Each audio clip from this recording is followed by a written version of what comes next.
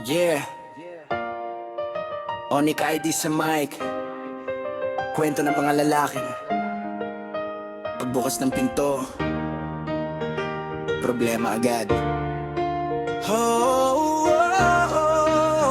Yeah, yeah. Pagbukas ko ng pinto, ikaw agad ang nakita. Sa lubong ang kilay mo, parang may nagawa ako bigla. Di pa nga ako nakakapag good morning mahal. Mukha mo parang may boss fight na mangyayari agad. Kape ko sa kamay, biglang nanginig. Kasi tingin mo parang may kasalanan na akong malupit. Di ko alam kung may nakalimutan ba ako, o baka may sinabi ako sa panaginip mo. Hindi pa ako nakakaupo sa sofa, parang may hearing na agad sa sala. Judge ka na, ikaw pa ang abogado. Ako yung kusado, kahit wala akong kaso. Sa lubong ang kilay, pagbukas ng pinto, di pa nagsasalita.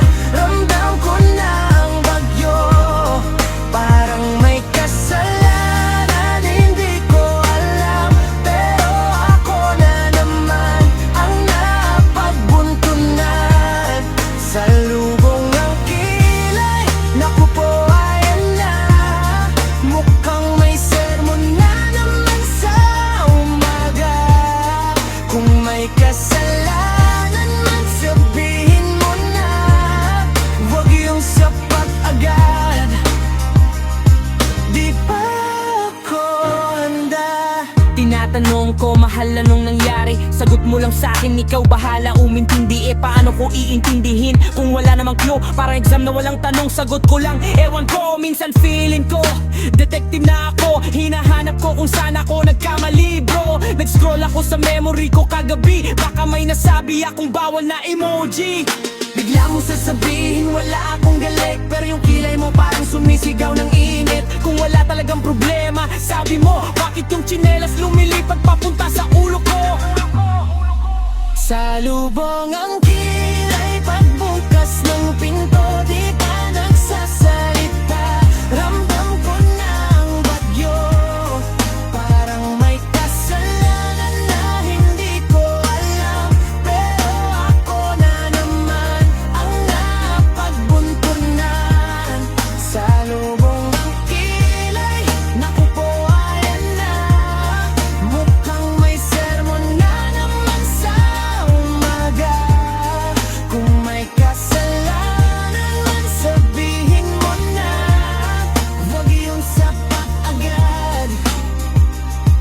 Di ba ako handa? Pero kahit ganito ang eksena natin, araw-araw parang comedy sa buhay namin. Mga lalaki tahimik lang sa gilid, nag-iisip kung saan ba kami nagkamali ulit. Yo, pagbukas ng pinto, parang may alarma. Mukha mo agad parang may drama. Hindi ko pa alam kung ano ang issue, pero aura mo parang may bagyo na kiinto. Good morning, sana ang plano ko, pero mukhang sa title mo na ang laro. Hindi pa ako nakakapagsipilyo, may sermon na agad parang radyo. Mga lalaki, alam nyo na to, yung titig na parang may multo.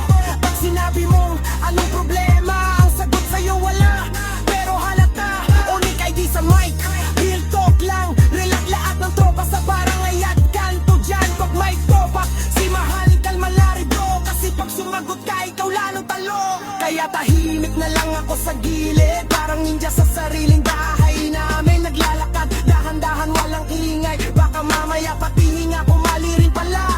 Pero kahit ganun, mahal pa rin kita. Kahit minsan parang training sa boxing, araw-araw na. Kasi sa totoo lang, kahit may konting drama, pag wala ka naman, tahimik masyado ang bahay ko talaga. Kaya bukas pag bumukas ulit ang pinto, sana ngiti mo naman ang unang makita ko. Kahit konting lambing bago ang sermon, para naman masaya ang umaga.